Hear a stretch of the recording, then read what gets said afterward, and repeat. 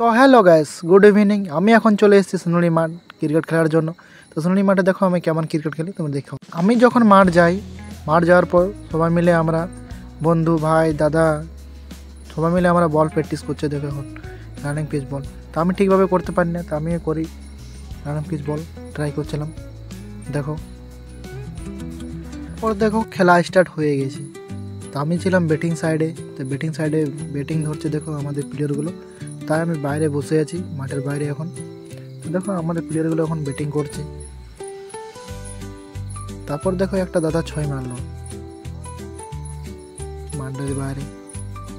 তারপর দেখো সিঙ্গেল করছে, সিঙ্গেল করলো। তারপর দেখো বল করছে, ডট হলো বলটা। তারপর বলটা দেখো ডট হলো। বন্ধুরা আমি এই মাঠে খেলতে যাই, সোনালী জোরপাড়া মাঠ। ঠিক আছে বন্ধুরা, এই পর্যন্ত আমার ভিডিও চলো। ধন্যবাদ, আবার দেখা হবে।